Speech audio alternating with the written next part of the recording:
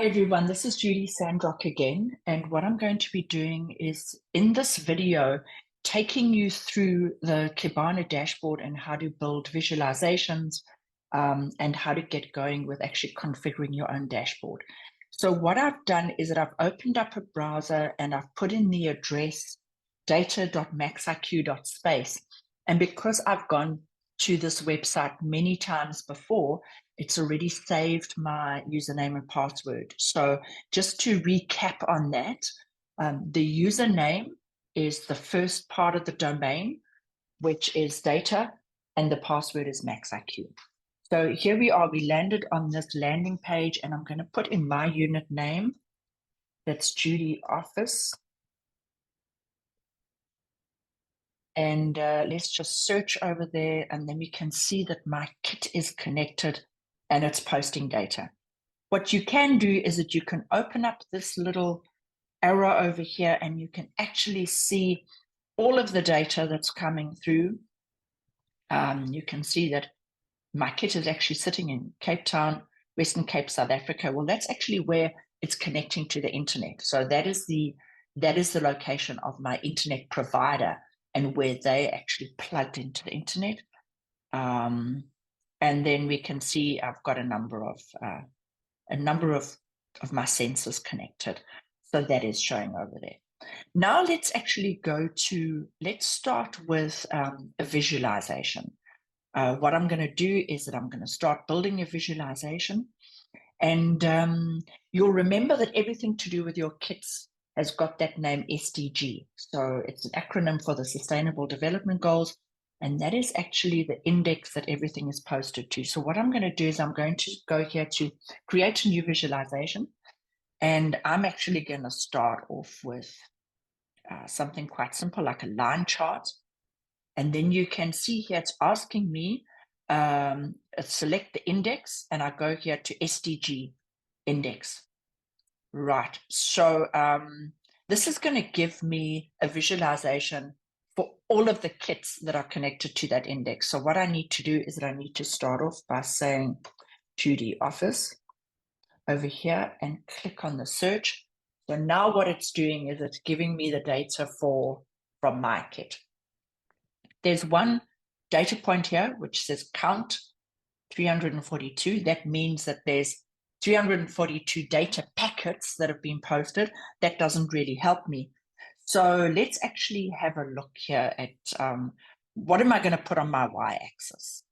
So on my y-axis, what I usually do is that I always look at the average. And the reason for that is that your kit is posting data to the MQTT server once a second.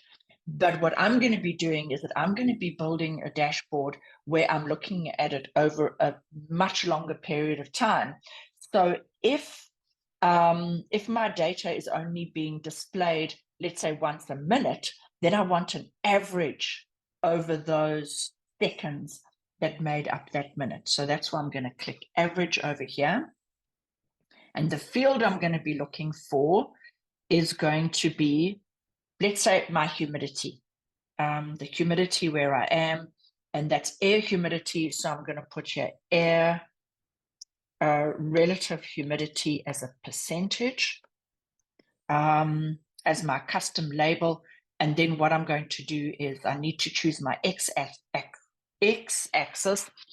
And that is always the date histogram, because what I want is that I want the date as well as the time. So I'm going to put here date and time. And let me run that over here. You can see apply changes, the little green button to run it. And here we go. What we have is we now have a chart, a line graph of my humidity. We can see there that the humidity is fairly constant. What I can also do is, this is only over the last 15 minutes. So what I could do is I could say, maybe I want to look over the last 30 minutes. So on the top right-hand side here, you can open up this gray bar over here. And what you can do is you can select a time range, quick, relative, or absolute. I'm going to go with quick. And I'm going to say the last 30 minutes What has it been? Oh, we can see there's been some changes. Okay, so that's great. I'm just going to apply those changes again. And what I can do as well is you can see here, there's a tab here that says options. So what I'm going to do is I'm going to go to those options. And what I can do is that I can set my y-axis extents. And what that is going to do is I can say, what is my maximum or my minimum? Okay, in this case, what I wanted to do is automatically scale the y-axis to the data bounds. So if I apply those changes, we can see that over that period, what it's going to do is that the maximum on my y-axis is going to be the maximum that was measured, and then the minimum is respondingly going to be the minimum. So what I'd like to do is that I'm going to save this. So let's save this visualization, and I'm going to give it a name, and I'm going to say Judy Office, and it was air relative humidity. Okay, and let us save that. Now what I'd like to do is I'd like to just build another visualization. So I go back to visualize, and what I can do is that I can click on my plus sign again. And this time, what I actually want to do is, let's have a look. I'm actually going to do a health metric. And here SDG once again. And what is the metric that I'm going to use? Okay, so here I've got this count number again. Let's go back to Judy Office and see what that gives us.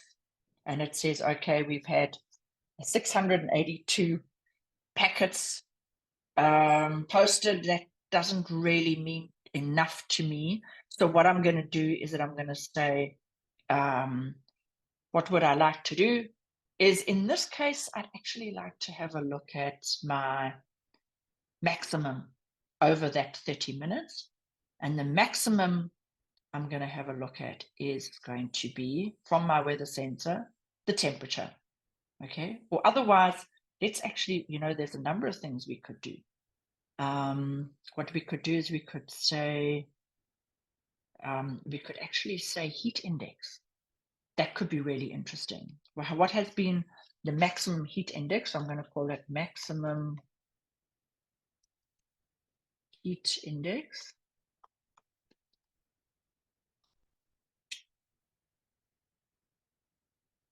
Okay, there we go. So the maximum heat index over that period in my office has been 28.571 degrees centigrade. It is warm in here. As I'm recording this video, it is summer in Cape Town, which means that it is warm. So let's save this. And this is going to be max temp in C, Judy Office. Great, and let's save that. Now we should be ready to build a dashboard. So at this point, what we do is on the left-hand side, we go to our dashboard tab. And what I'm going to do is I'm going to say, let's create a new dashboard. And it says, this dashboard is empty, let's fill it up. So what we can do is we can add visualizations from there. And we know that it was everything that had to do with Judy Office. Okay, there we go. Judy Office, air relative humidity. And then what I also had was this maximum temperature. And then go up and just close that bar again. So you click on the add again, and here it is. What it's done is it's actually posted those two for me. And what I need to do is I want to make absolutely sure that it's displaying my data. So I'm going to type in Judy Office in my search bar again over here. And then I'm going to save this dashboard. And this is going to be Judy Office. And I'm actually going to call it Thursday.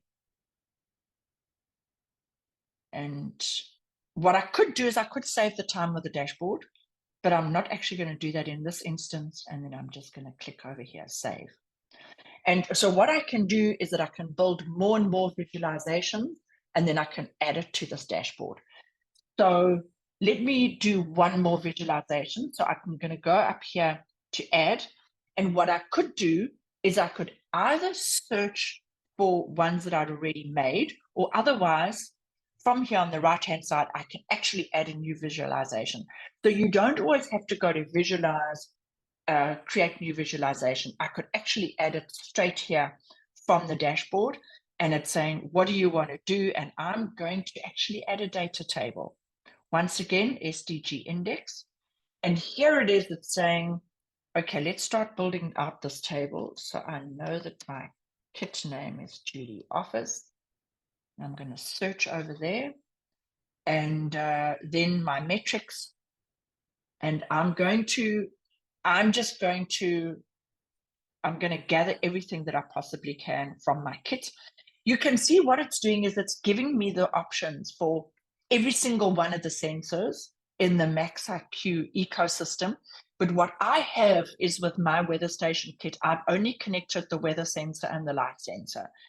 So, so what I'm going to do is that I'm not going to frustrate the situation by doing anything else. So I'm going to say here ambient light, and I'm going to just put over here the lux level.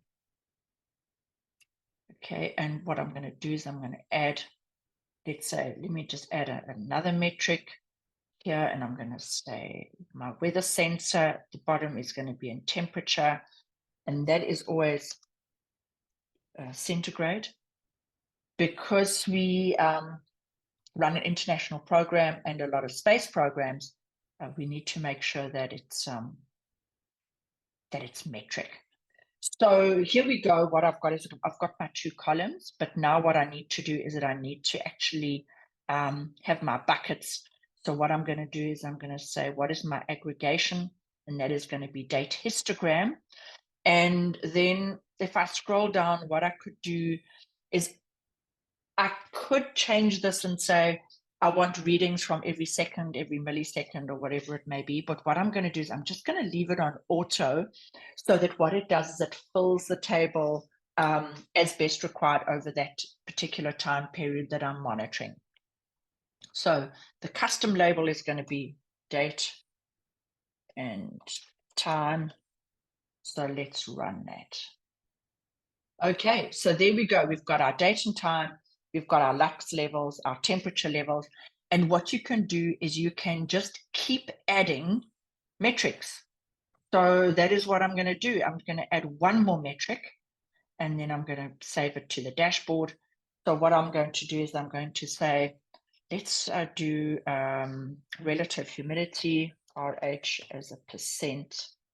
Okay, and let's run that. So now we've added this column. Let us now save this visualization. So I'm going to save it as Judy Office data table. Okay, and save and add to dashboard. Okay, so now when I go back to my dashboard, we can see that the table has reappeared. One last tip that I want to show you. Let's save this dashboard again because we don't want it to disappear. There's one last tip I want to show you, and that is what you can do is that you can go into these particular visualizations and you can edit them from here. And then what it'll do is it'll update it then to your dashboard. So what I'm going to do is I'm going to pick this data table and I'm going to click on the little pencil there. So what that does is that takes us back to visualize in edit mode. So what I actually want to do is that I want to add another column. So I'm going to say here, add metrics. And then what I'm going to do is that I'm going to say average. And my field is going to be the light sensor, because what I haven't done is that I haven't added my UV index to this. So I'm just going to say UV index, and I'm going to run that. And you can see now, I am actually indoors. I'm in my office. So I should be reading 0, and that's fine. It is. It's actually posting 0 of a UV index. If it wasn't posting any data at all, what it would do, it would actually leave the fields blank, but 0 is actually a value. So what I'm going to do is I'm going to say that, I'm going to say save. And now what we can do is let's go back to our dashboard. And you can see what it's done is it's automatically updated that data table. So what I'd like you to do is fiddle around, build different visualizations, build different dashboards, really have a great time. It doesn't matter what you do, even if you make mistakes and you delete things, you will never be able to delete the data because that is actually on the database in a secure environment and that will never be deleted. So go crazy, have a fantastic time, and you can find so many tips on YouTube. Kibana is the most popular dashboard out there. So just have a search on the internet and you'll get some tips.